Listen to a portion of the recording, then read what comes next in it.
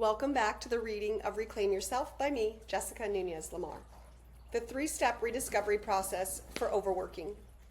When I first started to decrease my hours at work, I had to prove to myself that I could work less and accomplish more. I had been taught my whole life that I needed to work hard. This was an ingrained thought in me from a young age, not just by my parents' words, but by their actions. They never stopped. And as such, we never stopped. Always going, always doing. I thought it was just the way life was. This was further emphasized in school and society. Work hard, play hard, and be kind. These phrases are everywhere on pillows, murals, and signs. Do, do, do. That was the ingrained thought in me, and that is what I did. In 2018, I came back from maternity leave after Rhett, the miracle, with the awareness that I wanted things to be different and that I could survive without work and work could survive without me. I was ready to make changes. Everything I did to slow down and not work as much was so difficult. I heard this voice in the back of my head saying, if you slow down, you will get behind. If you don't work hard, you will not meet your goals and yearly incentives. Your boss will think you are slacking. People will think you're not a hard worker. And your customers will be mad because you don't get back to them quickly and you're going to get fired. This voice was loud, controlling, manipulative, and fearful, all of which my intuition, myself, is not. I knew this was the voice of fear. A part of me that just wanted to protect me from not feeling good enough, not feeling worthy, and from hurt and pain. But this is not the voice that wants what's best for me. This voice of fear and protection just wants to keep me safe and in known patterns because it knows how to deal with those patterns. None of these patterns I wanted any longer. At that time, not knowing it was a part of me that needed to be heard and loved, I pushed through this inner voice of fear. I first stopped working late. This was so hard. I so badly wanted to go back into the office after the kids were asleep. There was so much that still needed to be done for the day, but I didn't let myself. I instead went to sleep. I started to notice how each day I would feel better. I was getting more rest. I was able to focus easier. Instead of feeling more behind, I started, over time, to feel more prepared. I knew that there was no later. I knew that I had to finish it now. I created a motto, work like there is no later. And that is what I did. When I am in work mode, I'm in work mode. What came from this shift is I can focus and accomplish way more than I used to get done, working way fewer hours. I went from working 60 to 80 hours per week to 40 hours per week, accomplishing more and working less. Here is the 3-step rediscovery process to help reduce overwork.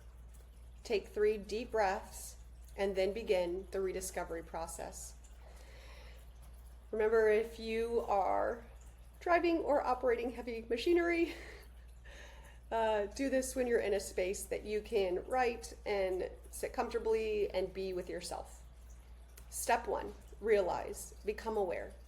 Where in my life do I always push myself? Where do I feel I just need to keep going, doing, and giving? What part of me feels the need to prove myself?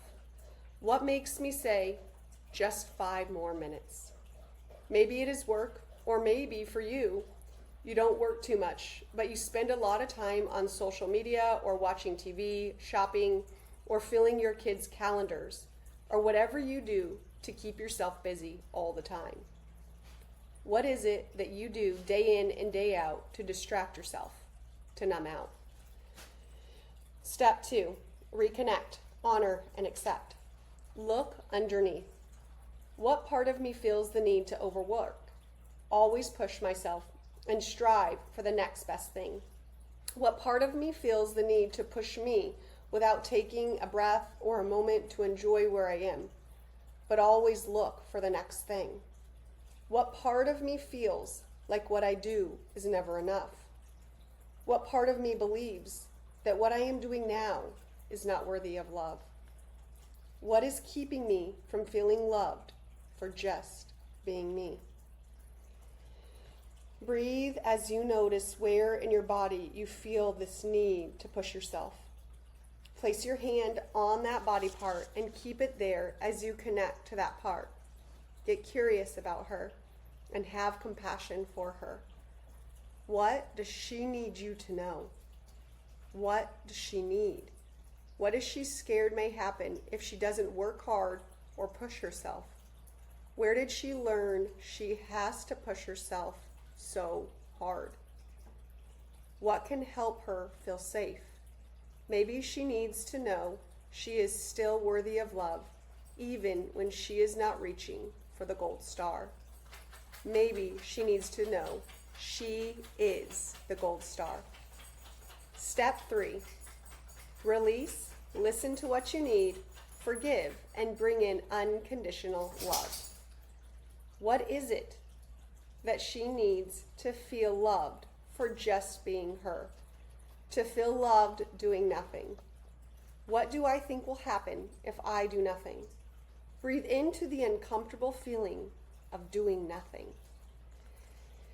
What is it that I need to hear?